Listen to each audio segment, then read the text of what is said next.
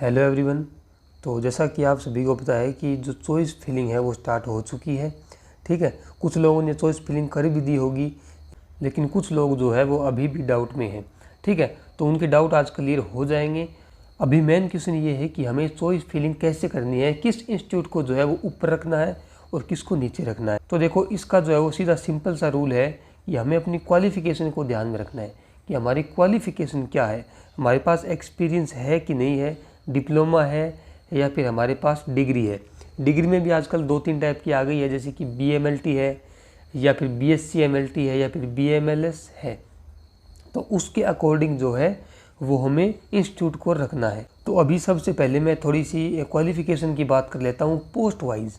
ठीक है, तो जैसा कि आप देख पा रहे हो, लैब अटेंडेंट ग्रेड सेकंड जो एम्स ऋषिकेश है उसके अंदर अपने को 10+2 और डिप्लोमा मांगा हुआ है। ठीक है, डिजायरेबल में 2 साल का एक्सपीरियंस है, तो इसको तो भूल जाओ आप। तो इसके अंदर मेनली डिप्लोमा मांगा है। अब कुछ लोग बोलेंगे कि हमारे पास BMLT है, हमारे पास हायर एजुकेशन है, तो हम इसमें एलिजिबल हैं। लेकिन देखो, एम्स ऋषिकेश का केस ऐसा है, और वैसे भी एम्स ऋषिकेश वाले जो है वो ज्वाइनिंग देने में, एग्ज़ाम कराने में, कोई भी काम हो, ये हमेशा लेट ही चलते हैं। ठीक है, और दूसरी बात ये कि ये लैब अटेंडेंट के अंदर जो है वो डिप्लोमा वालों को ही लेते हैं, BMLT वालों को नहीं लेते हैं, क्योंकि बहुत सारे एग्ज़ाम हो चुके हैं एम्स ऋषिकेश के, तो इन्होंने जो है वो BSc वालों को लिया ही नहीं है। तो इसके अंदर जो है एम्स ऋषिकेश वाले के अंदर लैब अटेंडेंट में BSc वाले जो है वो इसको लास्ट में भर देना। जो एकदम लास्ट चॉइस होगी उसके अंदर जो है वो लैब अटेंडेंट एम्स ऋषिकेश को रखना है। नेक्स्ट हमारे पास है लैब टेक्नीशियन, है ना। लैब टेक्नीशियन एम्स राजकोट और लैब टेक्नीशियन एम्स ऋषिकेश। अब इन दोनों के अंदर जो है वो 10+2 डिप्लोमा मांगा हुआ है, और डिजायरेबल के अंदर जो है वो BSc MLT मांगी हुई है। तो इनका हिसाब ये है कि जो एम्स ऋषिकेश वाले हैं वो तो मैं आपको बता रहा हूँ कि डिप्लोमा वालों को ही लेंगे, क्योंकि उन्होंने डिप्लोमा वालों को ही लिया है। हालांकि ये लेवल 5 की जॉब है, तो इनको BSc वालों को प्रेफरेंस देनी चाहिए, लेकिन ये देते हैं नहीं। ठीक है, लेकिन जो एम्स राजकोट है वो शायद से जो है वो BSc वालों को ले लेगा, इसलिए आप इसको थोड़ा ऊपर रख सकते हैं। और जो एम्स ऋषिकेश वाली लैब टेक्नीशियन है उसको आप सबसे नीचे रख देना, इनके लैब अटेंडेंट के ऊपर रख देना इसको। ठीक है, नेक्स्ट हमारा JMLT है। अब जो एम्स JMLT है उसके 3 इंस्टीट्यूट हमारे पास है। एम्स बठिंडा है, ठीक है, एम्स जम्मू है और मंगलागिरी है। ये 3 एम्स है जो कि JMLT के लिए हमारे पास है। अब इसके अंदर जो एज क्राइटेरिया है वो 27 है, तो ठीक है, ऑलमोस्ट जितने भी फ्रेशर है वो 27 साल से नीचे ही होंगे, तो वो सब इसमें अप्लाई कर सकते हैं। ठीक है, तो जिनके पास एक्सपीरियंस नहीं है, जो फ्रेशर हैं, उनके लिए ये 3 इंस्टीट्यूट जो है वो एकदम बेस्ट है। इनको अच्छे से रखना है, और किसको ऊपर रखना है किसको नीचे रखना है वो आप अपने अकॉर्डिंग देख लेना, कि डिस्टेंस के अकॉर्डिंग जो है वो उनको जो है वो सेट करना है।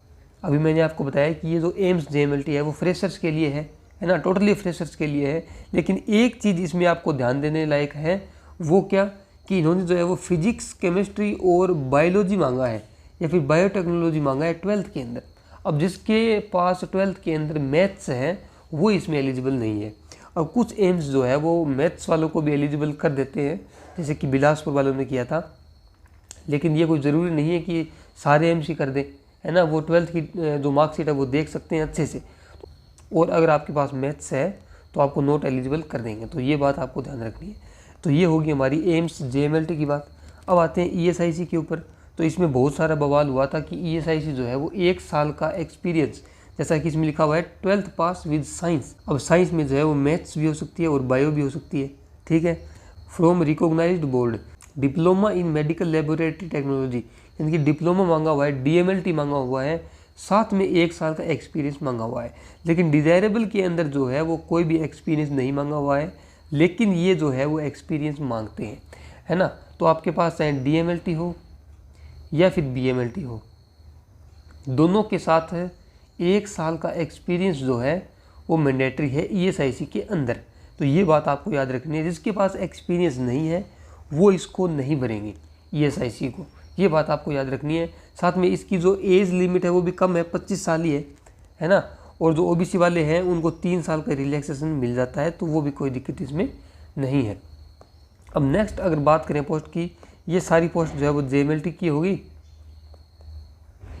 अब इसमें से कुछ है जो कि जैसे कि ESIC पंजाब है, इन्होंने अपनी पोस्ट को कम कर दिया था, बहुत ही कम कर दिया था, ऑलमोस्ट सारी सीट ही जो है वो इन्होंने हटा दी थी। अब इसमें एक है JMLT अपना लेडी हार्डिंग मेडिकल कॉलेज।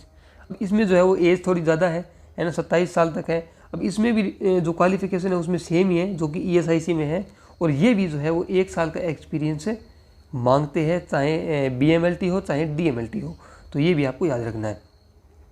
और अब आप देखो जैसे कि लेवल 5 की जो ESIC है उसमें एज लिमिट 25 साल है, जबकि लैब अटेंडेंट के अंदर जो है वो 27 साल दे रखी है ना। तो ये इनका थोड़ा ऐसा ही सिस्टम है। और अगर लैब अटेंडेंट एम्स बिलासपुर की बात करें तो इसके अंदर जो है वही 10+2 साइंस और डिप्लोमा मांगा हुआ है, ठीक है। तो ये वाले भी जो है वो डिप्लोमा वालों को ही सीट देते हैं, ये BSc वालों को सीट नहीं देते हैं, तो इसको भी आप एकदम लास्ट में डाल देना। अब उसके बाद हमारे पास एम्स रायपुर और एम्स पटना, ये दो जो है वो लैब अटेंडेंट की पोस्ट है। अब ये BSc वालों को लेते हैं या नहीं लेते हैं, इनका कुछ एग्जैक्ट पता नहीं है ना। अगले पे चलते हैं, तो ये अपना लैब अटेंडेंट है एम्स जोधपुर है। अब ये वाले जो है वो मैंने सुना है कि ये वाले जो है वो BSc MLT वालों को ले लेते हैं, तो इसमें जो है वो अगर आपके ये नज़दीक है तो आप इसको ऊपर रख सकते हो। अब नेक्स्ट अपना जो है वो लैब अटेंडेंट एम्स गोरखपुर है। अब इनका भी कोई खास पता नहीं है कि लेते हैं कि नहीं लेते हैं BMLT वालों को, लेकिन डिप्लोमा वालों के लिए कोई प्रॉब्लम इसमें नहीं है, वो इनको जो है वो बेफिक्र होकर ऊपर भर सकते हैं, ठीक है। नेक्स्ट हमारे पास है लैब टेक्नीशियन लेवल 5 की है एम्स नागपुर की, और इसमें क्या है, इसमें जो है वो वही एसेंशियल के अंदर डिप्लोमा है और डिजायरेबल के अंदर डिग्री है। अब मेरे हिसाब से ये वाले भी जो है वो BMLT वालों को BSc वालों को ले लेंगे, तो इसको भी आप अपने डिस्टेंस के अकॉर्डिंग जो है वो सेट कर लेना। उसके बाद लैब अटेंडेंट है, फिर लैब असिस्टेंट है। ये लैब असिस्टेंट वाला जो रिम्स इम्फाल वाला है, इसमें एज लिमिट तो काफ़ी है ना, ये लेवल 2 पे है, लेकिन इस पे जो है वो जैसे कि लास्ट ईयर आपने देखा था कि बहुत सारे कैडर की जो पोस्ट थी वो डिलीट इन्होंने कर दी थी, और इस बार भी इन पे शायद कुछ केस वेस चल रहा है, तो इनका कुछ पता नहीं है। जो इम्फाल के लोग हैं, जो वहाँ के लोकल हैं, वो इनको ऊपर रख सकते हैं, बाकी इनका कुछ भरोसा नहीं है। और इस बार इन्होंने जो है वो लैब टेक्नीशियन की भी निकाली है, ठीक है, लेवल 5 की भी निकाली है, और इसके अंदर इन्होंने क्या मांगा है, ये PU साइंस मांगा है। ये उन्हीं का कोई सिस्टम है, अभी इसके बारे में हमें इतना नॉलेज नहीं है, लेकिन इन्होंने मेनली जो है वो डिप्लोमा मांगा है, तो डिग्री वाले इसमें एलिजिबल हैं, ठीक है, और साथ में 1 साल का एक्सपीरियंस मांगा है। अब ये लोग BSc वालों के साथ क्या मांगते हैं, एक्सपीरियंस मांगते हैं कि नहीं मांगते हैं, उस चीज़ का अभी पता नहीं है, क्योंकि लास्ट ईयर ये पोस्ट नहीं थी।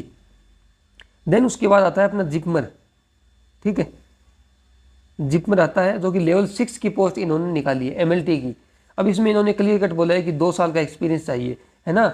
ये 3 चीज़ों में से कोई भी एक चीज़ आपके पास होनी चाहिए, और एंड इन तीनों के साथ जो है वो 2 साल का एक्सपीरियंस यहाँ पे होना चाहिए। अब बेड इन्होंने नहीं बोला है कि कितने बेड का चाहिए, तो कोई भी हॉस्पिटल हो या कोई भी लैब हो, ये यहाँ पे चल जाएगा, ठीक है। अब उसके बाद लेडी हार्डिंग मेडिकल कॉलेज का फिर से जो है वो लेवल 6 की पोस्ट आई है MLT की, ठीक है। अब इसके अंदर इन्होंने जो है वो 2 साल का क्लियर कट एक्सपीरियंस मांगा हुआ है, और ये BMLS इन्होंने मांगी हुई है, क्योंकि BMLS ये खुद भी करवाते हैं, तो इसीलिए इन्होंने जो है वो BMLS मांगी हुई है। वैसे BMLS जहाँ जहाँ इन्होंने मांग रखी है वहाँ BMLT वाले भी जो है वो एलिजिबल हैं, तो ऐसी कोई दिक्कत इसमें है नहीं। नेक्स्ट हमारे पास जो है वो SMLT की पोस्ट है, सीनियर टेक्नीशियन की पोस्ट है, ये लेवल 7 की पोस्ट है, ठीक है। इसमें 10 साल का एक्सपीरियंस है, और जो MLT वाली टेक्निकल असिस्टेंट की है वो लेवल 6 की होती है, आप सभी को पता है, और उसमें 5 साल का एक्सपीरियंस मांगा गया है। अब ये जो सीनियर की पोस्ट है इसमें डिप्लोमा वाले जो है अप्लाई इसको नहीं कर सकते, लेकिन ये जो टेक्निकल असिस्टेंट वाली है इसमें डिप्लोमा के साथ 8 साल का एक्सपीरियंस मांगा है, तो जिसके पास एक्सपीरियंस है वो इसमें अप्लाई कर सकते हो। नेक्स्ट हमारे पास जो है वो TO की पोस्ट है, टेक्निकल ऑफिसर की। अब मेनली जो है वो TO की पोस्ट लेवल 8 पे होती है ना, लेकिन इन्होंने जो है वो लेवल 7 पे निकाली हुई है, और BSc के साथ 10 साल का एक्सपीरियंस मांगा हुआ है, तो ये आप याद रखना। ये थोड़ा सा एक लेवल नीचे इन्होंने जो है वो लिया है, पर ठीक है, जिसके पास एक्सपीरियंस है 10 साल का वो इसमें जो है वो इसको रख सकते हैं। नेक्स्ट हमारे पास जो है वो यही लेवल 6 वाली है, इसमें 5 साल का और 8 साल का मांगा गया है। और लास्ट अपने पास जो है एम्स बठिंडा की लैब टेक्नीशियन है लेवल 6 की। अब ये जो टेक्नीशियन लेबोरेटरी है इसको हम TA भी बोलते हैं, है ना, टेक्निकल असिस्टेंट भी बोलते हैं, क्योंकि इनका कैडर फिलहाल जो है वो मिक्स हो गया है, और इन्होंने भी जो है वो इस पोस्ट के ऊपर 2 साल का एक्सपीरियंस मांगा हुआ है, चाहे BMLT हो चाहे DMLT हो। और जो एक्सपीरियंस है वो इन्होंने एकदम क्लियर कट बोला है कि 100 बेड का होना चाहिए। तो ये बात हो गई हमारी एक्सपीरियंस की और क्वालिफिकेशन की। अब आप जो है वो अपने क्वालिफिकेशन के अकॉर्डिंग जो है वो अपनी चॉइस फिलिंग कर सकते हैं। तो अभी हम एक रफ आइडिया आपको देंगे कि आपकी क्वालिफिकेशन के अकॉर्डिंग आपको कौन कौन से जो है वो इंस्टीट्यूट फिल करने हैं।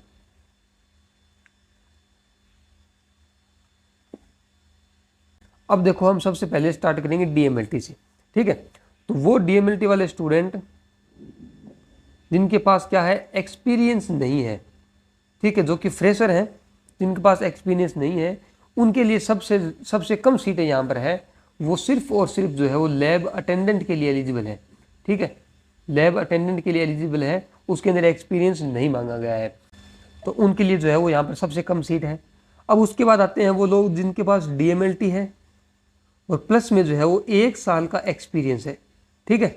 अब ये वाले लोग जो है ये लैब अटेंडेंट के लिए तो है ही है, ठीक है, लैब अटेंडेंट के लिए तो एलिजिबल है, और उसके साथ ही वो ईएसआईसी में भी जो है वो एलिजिबल है, ईएसआईसी में भी वो लोग जा सकते हैं जिनके पास 1 साल का एक्सपीरियंस है, और साथ में वो लेडी हार्डिंग मेडिकल कॉलेज ये वाला भी फिल कर सकते हैं। तो ये जिनके पास 1 साल का एक्सपीरियंस है उनके लिए सीटें बहुत ज़्यादा बढ़ जाती है, क्योंकि ईएसआईसी में काफ़ी सीटें हैं और स्टेट वाइज भी हैं, तो जो अपने स्टेट में जाना चाहते हैं उनके लिए ये बेस्ट है। नेक्स्ट अपने पास आते हैं जिनके पास डीएमएलटी प्लस 2 साल का एक्सपीरियंस है। अब इसमें जो है वो जो एम्स की जेएमएलटी है, जो एम्स की जेएमएलटी है वो भी इसमें शामिल हो जाती है, ठीक है। और बाकी जो ऊपर है जो 1 साल वाले में है, जैसे कि लैब अटेंडेंट और अपनी ईएसआईसी और साथ में लेडी हार्डिंग मेडिकल कॉलेज, ये सारे जो है वो ये लोग फिल कर सकते हैं। तो ये हो गई बात डीएमएलटी वालों की, ठीक है। डीएमएलटी वालों में जिनके पास 2 साल का एक्सपीरियंस है उनके पास सबसे ज़्यादा पोस्ट यहाँ पर है, क्योंकि वो ईएसआईसी के लिए भी एलिजिबल है। अब नेक्स्ट आते हैं हम बीएससी एमएलटी के ऊपर, है ना। तो जो 70% जो लोग हैं वो बीएससी एमएलटी फ्रेशर हैं, ठीक है, बीएससी एमएलटी फ्रेशर जिनके पास कोई भी एक्सपीरियंस नहीं है ना। बीएससी एमएलटी को कई बार बीएमएलटी भी बोलते हैं या फिर बीएमएलएस भी बोलते हैं, ठीक है। तो ये सारी चीज़ें एक ही है, ये सारे लोग एलिजिबल हैं। तो जो बीएमएलटी फ्रेशर लोग हैं उनके पास सिर्फ एक ही चॉइस है, वो भी क्या, वो है हमारी एम्स जेएमएलटी, ठीक है, एम्स जेएमएलटी। और अपने पास 3 इंस्टीट्यूट है, एम्स जम्मू है, मंगलागिरी है और अपना एम्स बठिंडा है।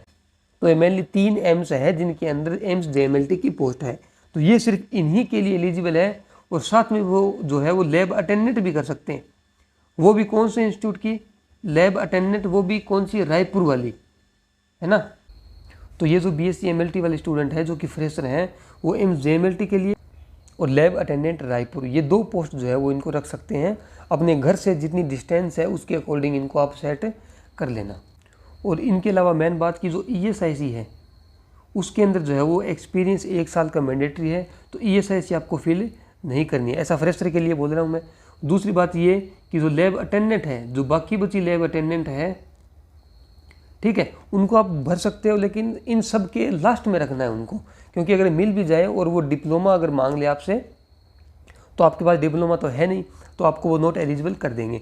और जो भी लैब अटेंडेंट है उनमें भी सबसे लास्ट में रखना है किसको, एम्स ऋषिकेश को, क्योंकि इनका जो है वो हमें पता है कि ये वाले जो है वो डिप्लोमा वालों को ही लेते हैं लैब अटेंडेंट के अंदर, बीएससी वालों को नहीं लेते हैं। तो मैंने आपको बताया कि सबसे ऊपर भरो आप एम्स जेएमएलटी, देन उसके बाद लैब अटेंडेंट रायपुर, और उसके बाद बाकी सारे लैब अटेंडेंट रख लो, और लास्ट के अंदर जो है वो लैब अटेंडेंट ऋषिकेश को आप रख लेना। और एक साथ में जो एम्स बिलासपुर है, जो बिलासपुर है उसको भी आप लास्ट में रख लेना, क्योंकि ये वाले भी जो है इन्होंने भी जो है वो लास्ट टाइम में जो लास्ट सीआरई 2024 थी उसके अंदर जो है वो बीएससी वालों को नहीं लिया था लैब अटेंडेंट के अंदर, तो ये आपको याद रखना है। नेक्स्ट आता है अपने पास से जिनके पास जो है वो बीएमएलटी है प्लस जो है वो 1 साल का एक्सपीरियंस है ना, ये लोग। अब ये जो है वो एक तो एम्स जेएमएलटी के लिए एलिजिबल है, और ये जो है वो ईएसआईसी के लिए भी एलिजिबल है। अब ईएसआईसी में अप्लाई करने के लिए इनको क्या करना होगा कि जो डिप्लोमा प्लस 1 साल वाला जो सेट है वो इनको जो है वो चूज़ करना होगा। तो उसके बाद जो है वो आप ESIC में भी एलिजिबल हो जाएंगे। और नो डाउट जिसके पास 1 साल का एक्सपीरियंस है BMLT के साथ, वो लोग ESIC में जा सकते हैं। लास्ट ईयर भी जो है वो ESIC ने उनको लिया था, है ना। साथ में वो उनके पास लेडी हार्डिंग मेडिकल कॉलेज का भी ऑप्शन है, वो भी डाल सकते हैं।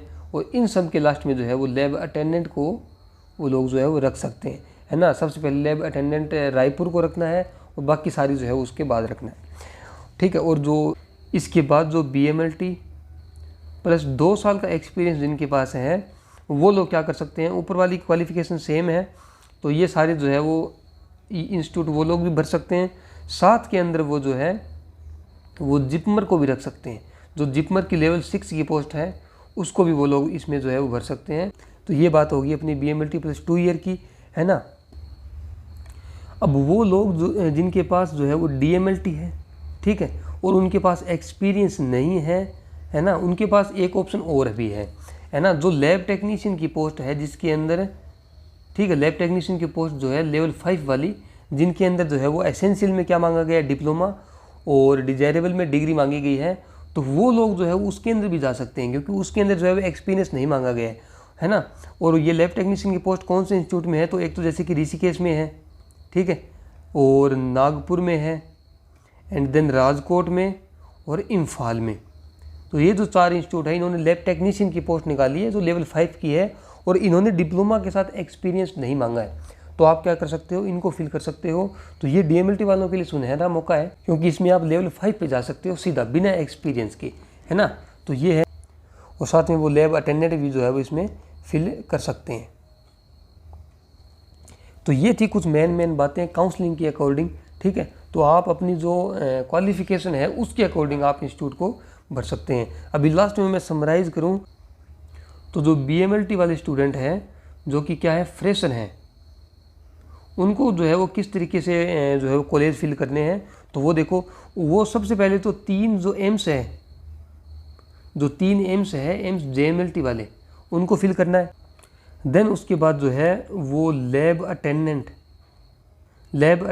एम्स रायपुर फिल करना है, ठीक है। उसके बाद जो है वो जो लैब टेक्नीशियन नागपुर, फिर ऋषिकेश, है ना, ये लैब टेक्नीशियन है, लैब टेक्नीशियन नागपुर, ऋषिकेश, और अपना कौन सा, राजकोट